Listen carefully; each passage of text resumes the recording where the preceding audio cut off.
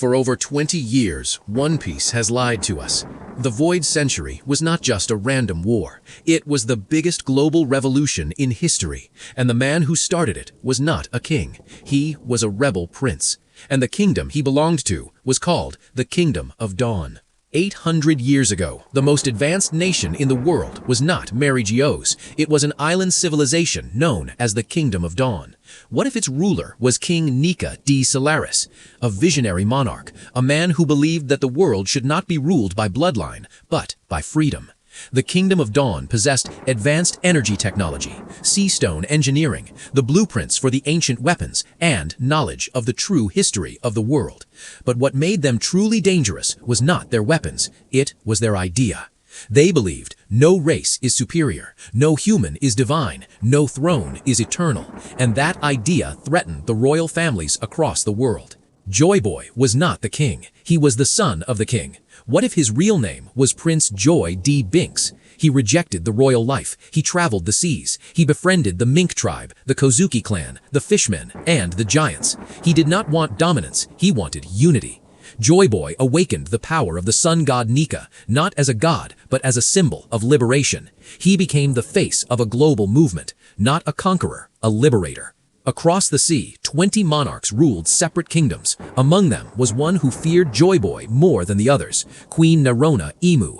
Imu understood something the others did not. If Joy Boy succeeded, the Age of Kings would end. The celestial system would collapse. So Imu united the 20 kings, not under equality, under fear. She promised them eternal control and protection from the rising dawn.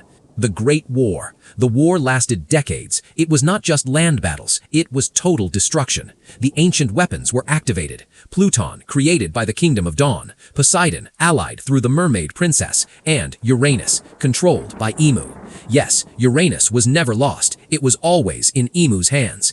And during the final attack, Uranus erased the capital of the Kingdom of Dawn from existence. Not defeated, deleted. Just like Lulusia, the same weapon, the same sky, the same light. The betrayal and broken promise.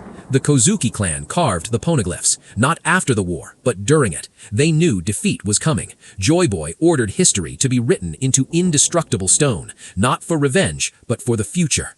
Joy Boy made a promise to the Poseidon of that era, perhaps Princess Nerissa. He promised to bring fishmen to the surface, to destroy the Red Line and create the All Blue.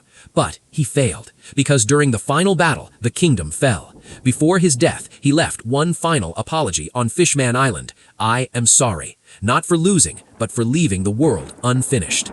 The creation of the world government.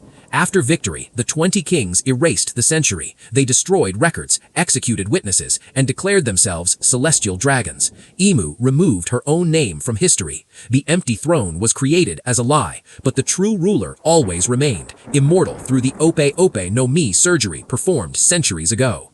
The will of D. The D does not stand for a simple word like dream or destiny. It stands for the ancient kingdom itself, the Kingdom of Dawn. They are the descendants of inherited rebellion. They smile at death because they are not afraid of kings. They were never meant to rule. They were meant to end rulers. Why Luffy is the final piece.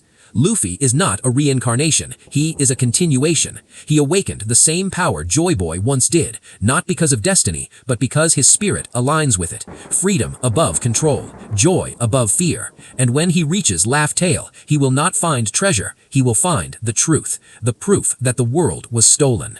The Void Century was not erased because the ancient kingdom was evil, it was erased because they were right. History moves in cycles, and the dawn always returns. The first dawn failed. The second is sailing under a straw hat. When that dawn rises, the world will not just change, it will be reborn. If the pieces finally connected for you, like the video. Subscribe to Ryuma Talks for One Piece theories that go beyond the surface. And tell me in the comments, what mystery should we uncover next?